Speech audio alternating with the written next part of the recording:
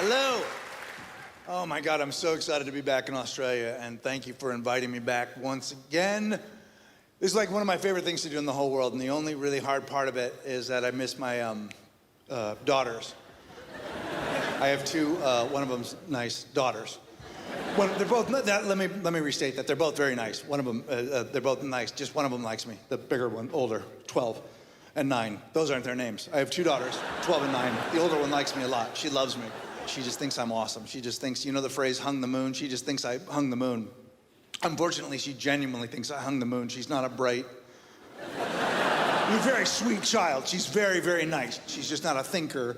Is not at the top of the list of things. Numbers are difficult, doors. She's very sweet.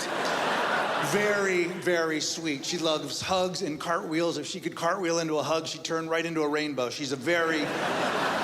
Let me give you an example, so you just don't think I'm being mean. She and I are on a plane, an airplane, not a flat expanse of land.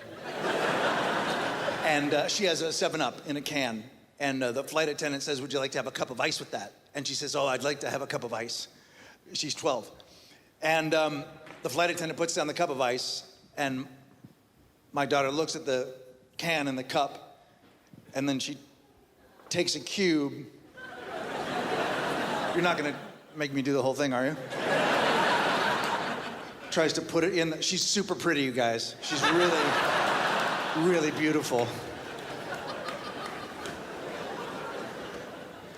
Brown hair. Here's the best way I can describe her sister, who is 9. She has an imaginary friend that hates her. Hang on. And she doesn't give a shit. Let's go over that again. She has an imaginary friend that she created with her mind that doesn't like her, and she doesn't care. That's levels, bro. That has some levels. I've walked by the bathroom and heard her say things like, yeah, I heard what you said and I don't care. That's creepy! One day she was in the kitchen, walking around going like this, on an imaginary phone, not talking, just... So finally I go, what are you doing? She goes, I'm on hold. How is that possible?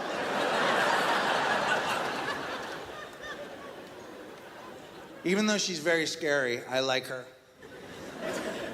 I think being the father of girls is awesome. I highly recommend it. Gentlemen, if you get to the point, young gentlemen, where you can pick the sex, go with girls. Go with girls. I know what you're thinking. Bro, what about the family name? You're not a king. Don't worry about it.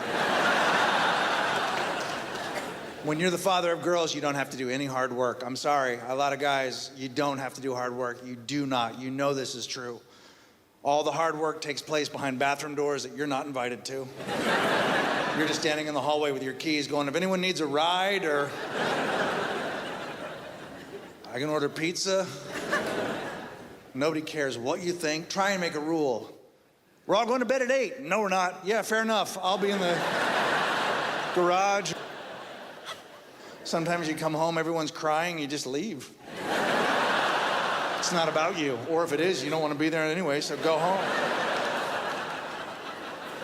Anyway, before I go, I just want to say, I told my daughters that I talk about them. In fact, when I told that first story about that plane, I called my daughter, I was in Texas, and I called my older daughter, True is her name, and I said, hey, listen, I told this story about you last night where I said you're not really a genius.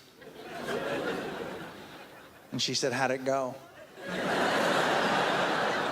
We're a show business family. And I said, well, to be fair, it did pretty good. And she goes, keep it, you could use the laughs. And I said, go fuck yourself. Thank you guys very much. My name's Behrendt. Good night.